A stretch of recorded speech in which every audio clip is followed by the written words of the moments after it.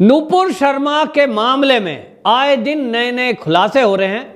जहां एक तरफ राजस्थान में उदयपुर के अंदर एक कन्हैया लाल जो कि टेलर था, उसकी गर्दन काटकर निर्मम हत्या करने का मामला सामने आया था और इसमें यह भी सामने आया था कि किस तरह से पुलिस ने उसकी कंप्लेंट पर कोई कार्रवाई नहीं करी थी, क्योंकि उसको जान से मारने की लगातार धमकी मिल रही थी।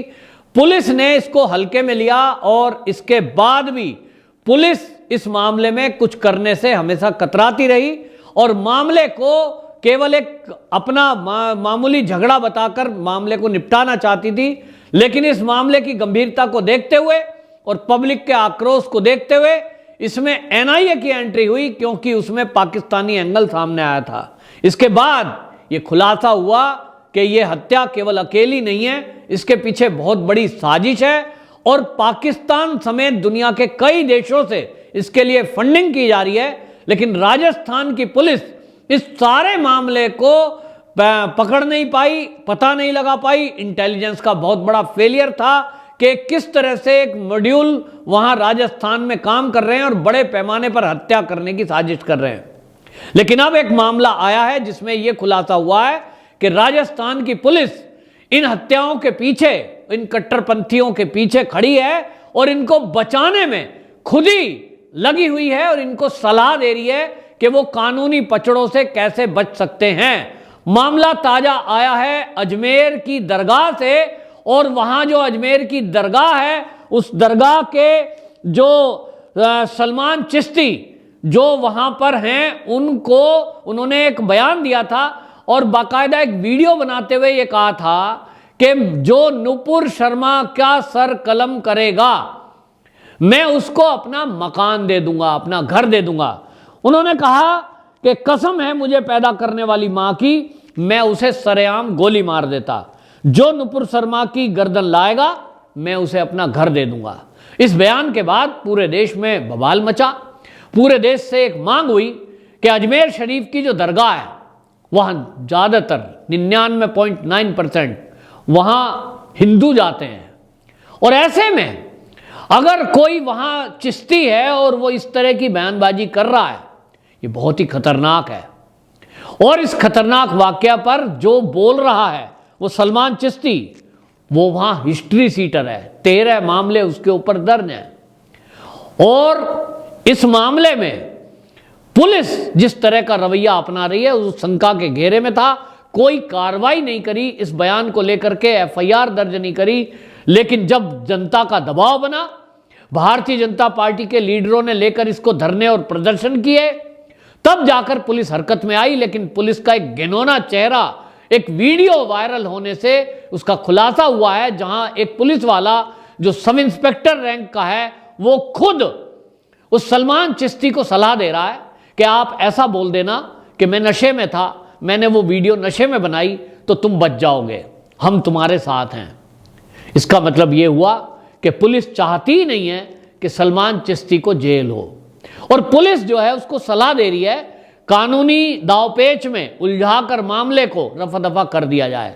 क्योंकि आप जानते हैं कि यदि कोई बयान आप दे रहे हैं, उस बयान देने में यदि आप किसी को गाली दे रहे हैं, कुछ अपशब्द बोल रहे हैं और यह सिद्ध हो जाए कि यह व्यक्ति नशे में था, तो धाराएं हल्की हो जाती है। और यही ज्ञान जो गहलोत की पुलिस है उस ऐसे व्यक्ति को दे रही है जो दंगे को उकसाने का काम करता है।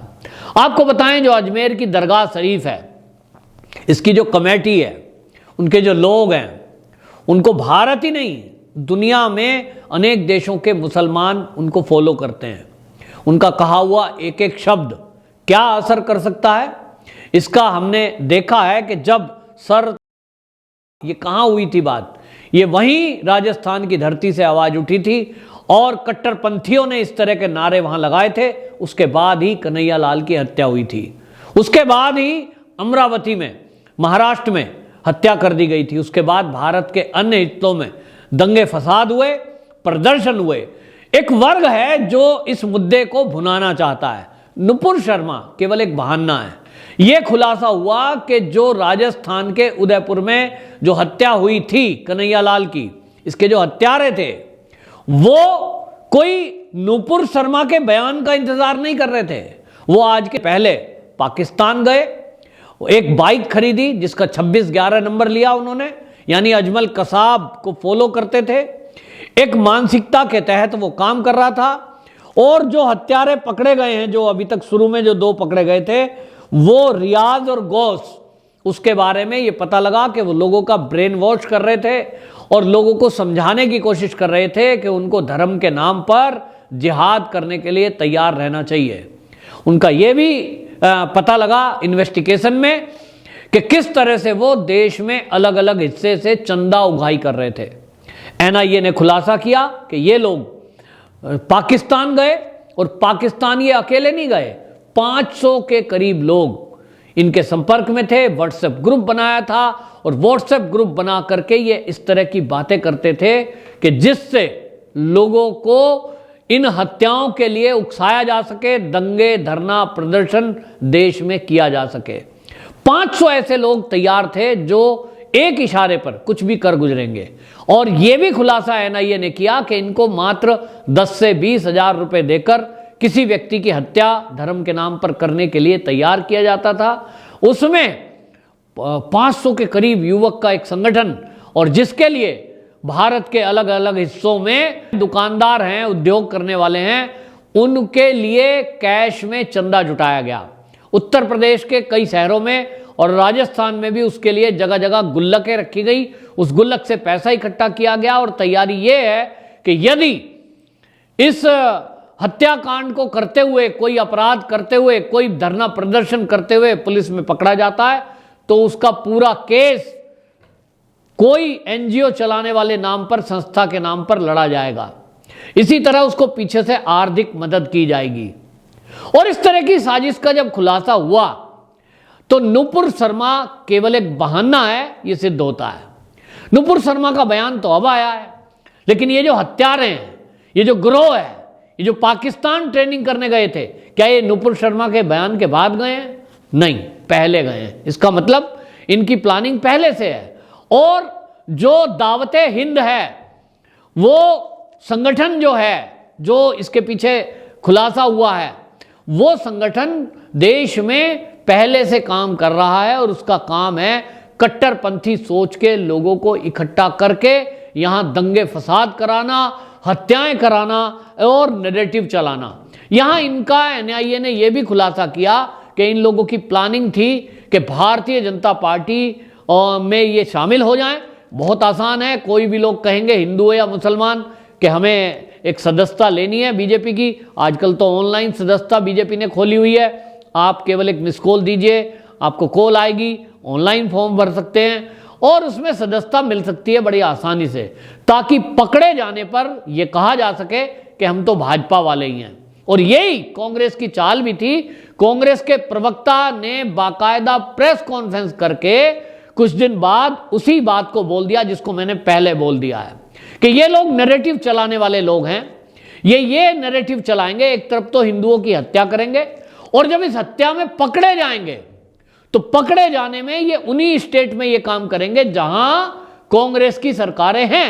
और पकड़े जाने पर पुलिस से सेटिंग करके पुलिस जो बयान देगी मीडिया में, वो ये कहेगी ये तो भाजपा का कार्यकर्ता था, ये तो आरएसएस से संबंधित था। और फिर बाद में कांग्रेस और कम्युनिस्ट, बाकी विपक्ष इस मुद्दे को उछालेगा और एक नैरेटिव चलाएगा कि भाजपा वाले, आरएसएस वाले अपने ही आदमियों से ये कत्लेआम करा रहे हैं और ये कांग्रेस की सरकारें गिराने का काम कर रहे हैं, ये टीएमसी की सरकार गिराने का काम कर रहे हैं और ये लोग खुद दंगे भड़काने का काम कर रहे हैं। मतलब आप समझ लीजिए कि साजिश किस कदर रची गई है कि पहले बीजेपी में शामिल होंगे, उनके कार्यक्रमों में जाएंगे, बीजेपी का झंडा लेकर, टोपी लेकर, और कोशिश करेंगे कुछ नेताओं के साथ फोटो या सेल्फी इनका वायरल हो और अपनी पोस्ट फेसबुक पर, इंस्टाग्राम पर डालेंगे, ट्विटर पर डालेंगे, अपने को सिद्ध करेंगे कि बीजेपी के लोग हैं और फिर ये इन दंगे फसाद को करेंगे, जिसके कारण देश का जो विपक्ष है वो एक नैरेटिव पूरी दुनिया में चलाएगा कि बीजेपी और आरएसएस वाले लोग जहां इनकी सरकारें नहीं हैं, उन सरकारों को गिराने के लिए षड्यंत्र कर रहे हैं, हिंदुओं की खुद ही हत्या करवाते हैं, फिर उसके बाद हल्ला गुल्ला करके प्रदर्शन करते हैं, सरकार गिराने की साजिश है। हमने देखा महाराष्ट्र में जब पिछले दिनों खुद शिवसेना में विद्रोह हो रहा था, तब शिवसेना के नेता हो या एनसीपी के इस तरह का बयान दे रहे थे कि भारतीय जनता पार्टी उनकी सरकार को बदनाम करने की कोशिश कर रही है, उनकी सरकार को गिराने की कोशिश कर रही है। इस तरह की बयानबाजी की गई। उसके पीछे साजिश यही थी कि अपने सारे गुनाह छुपा दो, गलतियां खुद ने की, सरकार खुद नहीं संभल रही, आक्रोश उनके प्रति उनके एमएलए का था, लेकिन दोष मढ़ा जा सके बीजेपी के सर। ये तो अब चीजें हैं, खुलासा हो गया। एकनाथ शिंदे मुख्यमंत्री बन गए तो उन्होंने बयान दिया और सरेआम दिया और बताया कि किस तरह से उनकी बात नहीं सुनने वाला कोई था। मुख्यमंत्री उनके क्षेत्र में कोई जाता नहीं था, कोई काम होता नहीं था, फंड उनको मिलता नहीं था। और दूसरा, विपरीत विचारधारा के लोगों से मिलकर सरकार बनाई जिसमें उनकी एक भी नहीं चलती थी। इस तरह की बातें आई। आज राजस्थान में जो हो रहा है, वहां भी कल को अगर जनता आक्रोशित होती है तो गहलोत जी ये कहेंगे कि हमारी सरकार तो भाजपा वालों ने गिरा दी, हम तो बड़े अच्छे थे। लेकिन आज जो ये वीडियो वायरल हुआ है, ये बहुत गौर से सुनने की जरूरत है कि अशोक गहलोत की पुलिस एक ऐसे अपराधी को, जिसने नुपुर शर्मा के सर कलम करने को ही नहीं, लोगों को उकसाया है कि मैं होता तो गोली मार देता, लेकिन अगर कोई इस काम को करेगा तो मैं उसको इनाम में अपना घर दूंगा। इसका मतलब वो पूरा इस देश के मुसलमान युवकों को भड़का रहा है कि आप ऐसा करें, आप हत्याएं करें। तो इसी उकसावपूर्ण बयान के कारण उसको तत्काल जेल होनी चाहिए। लेकिन अब जिस तरह से पुलिस का सच सामने आ गया है, किसी ने वो वीडियो शूट किया, जहां तक है किसी पुलिस वाले ने ही बनाया, अब वो बयान वायरल हो रहा है जिसमें वो इंस्पेक्टर खुद कह रहा है तुम बता देना कि मैं शराब के नशे में था। हालांकि वो जो सलमान चिश्ती है वो उसी वीडियो में कह रहा है मैं तो शराब पीता ही नहीं। ये पुलिस की पोल खुली है, ये सरकार की रणनीति है कि उसको बचा लें और उसके ऊपर कोई कार्रवाई ना हो। और ये भी मोड़ जो उसको बचाने की कोशिश कर रहे हैं, ये वही लोग हैं जो नुपुर शर्मा के एक बयान को लेकर अभी तक धरने, प्रदर्शन और तूल दे रहे हैं। इसको लेकर के मैं ये कहना चाहूंगा सरकार से कि ये जो सलमान चिश्ती है, इसकी गिरफ्तारी, इसकी सारी जांच, ये भी एनआईए को हैंडओवर करना चाहिए। पता लगना चाहिए कि पुलिस ने उसको क्या कहा। और ये भी पता लग रहा है कि इसके ऊपर अभी तक 13 मामले दर्ज हैं। ये हिस्ट्री सीटर है। और ये भी सुनने में आ रहा है कि एक स्कूल ये दरगाह की तरफ से चलता था जिसमें कई साल पहले सामूहिक बलात्कार हुए हैं और बच्चियों के साथ बलात्कार हुए। उस मामले में भी पुलिस ने उस केस को दबा दिया था। उस समय भी कांग्रेस की सरकार थी। वो रहस्य भी खुलने बाकी हैं। तो इस समय सीबीआई, एनआईए मिलकर के उस सारे मामले की जांच करे और खुलासा हो कि इसका देश विरोधी गतिविधियों में क्या रोल है। वंदे मातरम।